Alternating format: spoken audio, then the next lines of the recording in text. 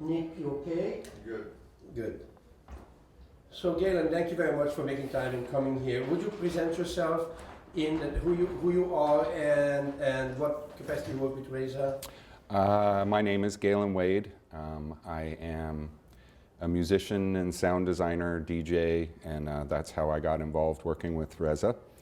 I was working at the Los Angeles Theater Center, and my work at the Los Angeles Theater Center started before I met Reza, and I spent about a year working as a stagehand. I was out of school thinking I might go to grad school to study writing or something. I wasn't sure, but theater seemed like a good place to be. I wasn't a theater person prior to that. It was just sort of something I was trying on, and then when I was there, I realized that that there was a sound department.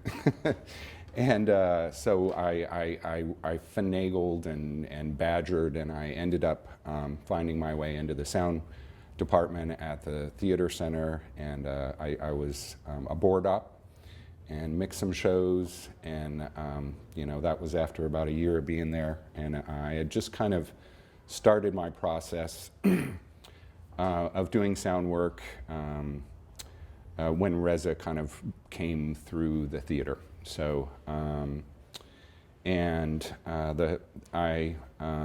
guess my story is pretty tied up with Sandy's.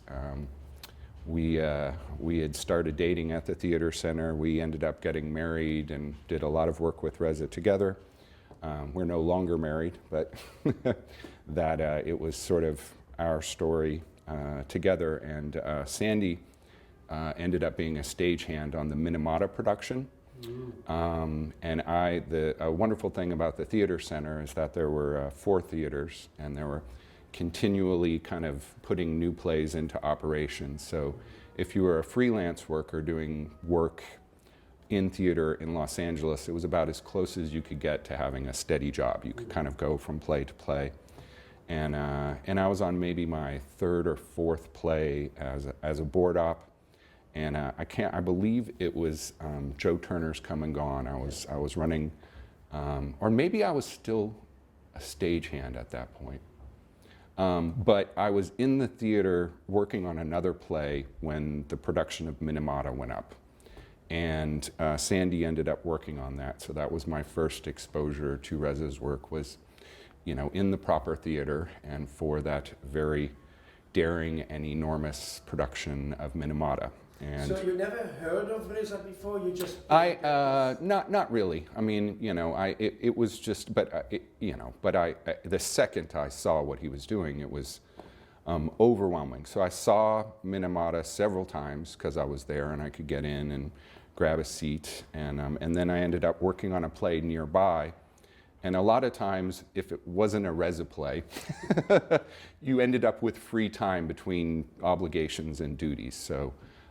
I think I must have been working as a stagehand on Joe Turner's Come and Gone. That was it. And so I had a few things I had to do, and then I would have kind of breaks, and I would spend every break finding a different vantage point to watch certain sections of Minamata. So I found that there was one place coming up from the dressing room, that was in the big theater one, the production, and I could kind of stand in the stairwell and watch this one scene pretty much every night, and it was a moment of crazy chaos, and there was all kinds of sounds, and I remember Tom Fitz like laughing maniacally, and he was somehow reflected in a mirror I could see, and it was an incredibly beautiful experience. And so let me see if I can encompass this, because the story is great. Mm-hmm. Are you telling me that? And you can rephrase this. Yeah, sure. Yeah. Are you telling me that you worked at LITC on another show, and then you knew about Minamata's playing, and then you sneak in at certain times and to watch the play, and then you whatever you liked the play, and then you wanted to work with Reza? Is that well, it wasn't that. I mean, I would say that. So I was working at the theater. I got to see Minamata in its entirety several times. But you didn't work on a play. But I didn't work on the play at all. But I knew everyone who was working on it, and my girlfriend Sandy, who I married um, was working on it. So I knew, I met Reza, I met all the actors, and I was around. I mean, and I loved it. And I remember at one point being able, and Reza was there for every performance, and he was very unique in that respect. And so I did get to meet him at one point, and I told him how much I loved and appreciated his work. And he told me, like, let's work together. And I was just like, oh, yeah, okay. So I had no prior knowledge of any of the things he had done in the past, but Minamata was amazing. And it was clear, it was unlike anything I had ever seen.